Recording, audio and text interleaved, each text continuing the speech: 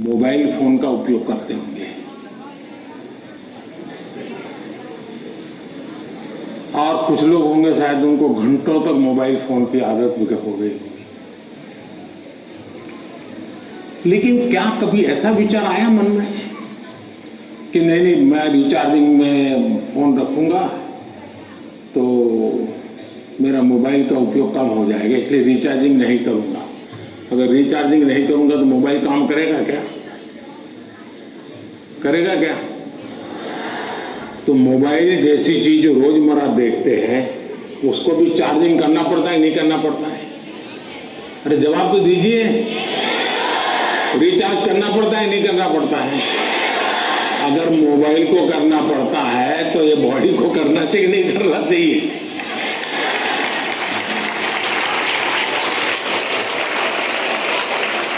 जैसे mobile phone में charging ये मोबाइल की रिक्वायरमेंट है, वैसे हमारा शरीर का भी चार्जिंग ये शरीर की रिक्वायरमेंट है। आप ऐसा सोचो नहीं पढ़ना है तो बस विंडो बंद, पढ़ाई बाकी सब बंद, ऐसा कभी नहीं हो सकता है। जीवन ऐसे नहीं जी सकते हैं और इसलिए जीवन को थोड़ा संतुलित बनाना पड़ता है। कुछ लोग होते हैं खेलते रहते हैं, वो भी एक संकट होता है। लेकिन जब आपको एग्जाम देनी हो, क्योंकि लौकिक लाइफ जीवन में इन चीजों का अपना महत्व है, इसको टाल नहीं सकते।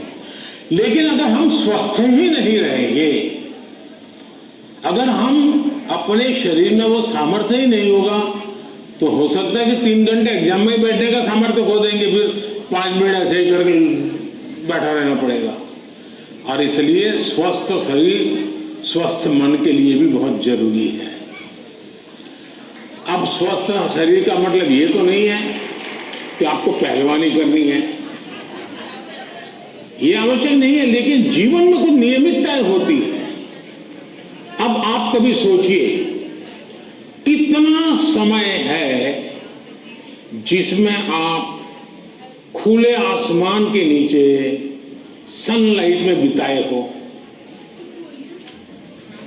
अगर आप चलो पढ़ना भी है तो किताब लेकर के सनलाइट में बैठो ना भाई थोड़ी देर। कभी कभी बॉडी को रिचार्ज करने में सनलाइट भी बहुत जरूरी होता है। क्या कभी कोशिश की नियम से कि भाई मैं दिन में कैसे भी करके इतना तो मौका निकाल दूं ताकि मुझे सनलाइट के साथ नाता रहे? उसी प्रकार से कितना ही पढ़ना क्यों ना हो, लेकिन नींद को कभी भी कम मत आंकिए। जब अपनी मम्मी हमको कहती हैं कि सो जाओ, तो उसका इंटरफियरेंस मत मानिए। ज्यादातर स्टूडेंट का ईगो इतना हर्ट हो जाता है, तुम कौन होती हो, सो जाओ और मुझे कल एग्जाम देनी है, मैं सोऊंगा नहीं सोऊंगा, तुम्हें क्या लेना है? ऐसा करते हैं ना घर में। जो नहीं करते हैं मन न बोले, जो करते हैं वो बोले। जरा करते हैं, कोई नहीं बोल रहा है। लेकिन ये पक्का है कि नींद के विषय में भी अगर एक बार रील पर चढ़ गए, एक के बाद एक रील देखते ही गए, छुपाना चाहते हो ना? कितना समय बीत गया पता नहीं, कितनी नींद खराब हो गई पता नहीं, क्या निकालना, पहला रील देखा था याद करो जरा, याद भी नहीं है, ऐसे ही देख रहे हैं। ऐसे हम नींद को बहुत कम आंकते हैं। आज आधुनिक हेल्थ साइंस जो है वो नींद को बहुत तवज्जो देता है। आप आवश्यक नींद लेते हैं कि नहीं लेते हैं, वो आपके स्वास्थ्य पर बहुत बड़ा महत्वपूर्ण है। आपको उस पर ध्यान केंद्रित करना चाहिए।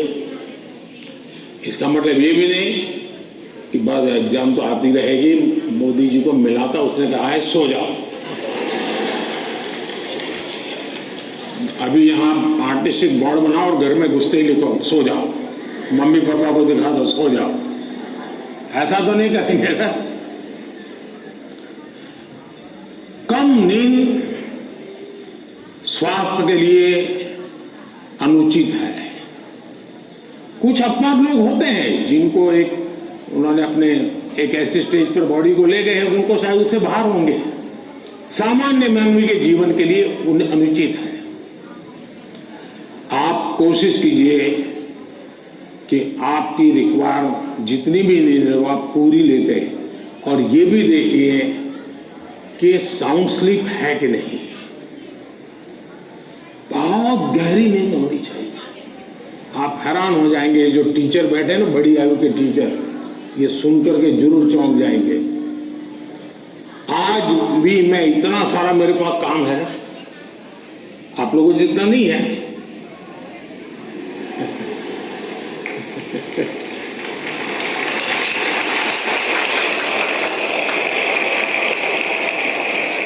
लेकिन 365 दिन कोई अपवाद नहीं, अगर मैं बिस्तर पे लेटा नहीं कि 30 सेकंड में डीप स्लीप की तरफ नहीं चला गया था, होता नहीं।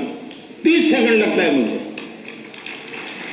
आप में से बहुत छोटी आयु के भी होंगे, कभी इधर कभी उधर, कभी उधर कभी उधर, फिर नींद आई तो आई। क्यों? मेरा बाकी जो जागृत अवस्था का समय है उसमें बहुत जागृत रहता हूं मैं। तो जब जागृत हूं तो पूरी तरह जागृत हूं, जब सोया हूं तो पूरी तरह सोया हूं। और वो बैलेंस, जो बड़ी आयु के लोग हो परेशान होते होंगे, हाँ यार हमें तो नींद ही नहीं आती, आधा घंटा तो ऐसे ही करवट बदलते रहते हैं, और ये आप अचीव कर सकते हैं। फिर एक विषय है न्यूट्रिशन। उम्र में है, उस उम्र में जिन चीजों की जरूरत है वो आपके आहार में है कि नहीं है। एक चीज पसंद है, बस खाते रहते हो, पेट भर जाता है, कभी मन भर जाता है, लेकिन शरीर की आवश्यकताएं पूरी नहीं करता है। 10th 12th का एक कालखंड ऐसा है जब आपके पास एग्जाम का वातावरण है, तो एक बार तय कीजिए कि मेरे शरीर को जितनी रिक्वायरमेंट है वो मैं लेता है। माँ बाप भी बच्चे को ऐसा ना करें, नहीं आज तो हलवा बनाया, जरा ज्यादा खा ले। कभी माँ बाप को भी लगता है कि क्वांटिटी ज्यादा खिला दी तो बच्चा आज खुश है। जी नहीं, उसके शरीर, और इसके लिए कोई अमीरी गरीबी का मुद्दा नहीं है। जो उपलब्ध चीजें होती हैं उसी में से मिल जाता है, उसमें सारी चीजें रहती हैं। कम से कम खर्च वाली भी चीजें होती हैं जो हमारे न्यूट्रिशन को कैटर कर सकती है। और इसलिए हमारे आहार में संतुलन, ये भी स्वास्थ्य के लिए उतना ही जरूरी है। और फिर एक्सरसाइज, हमने पहलवानी वाली एक्सरसाइज करे या ना करे अलग बात है, लेकिन फिटनेस के लिए एक्सरसाइज करना चाहिए। जैसे डेली टूथब्रश करते हैं ना, वैसे ही नो कॉम्प्रोमाइज एक्सरसाइज करनी चाहिए।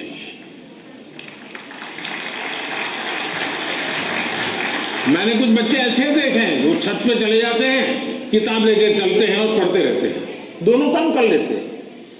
कुछ गलत नहीं है, वो पढ़ता भी है और अपना धूप के अंदर चल भी लेता है, एक्सरसाइज भी हो जाती है।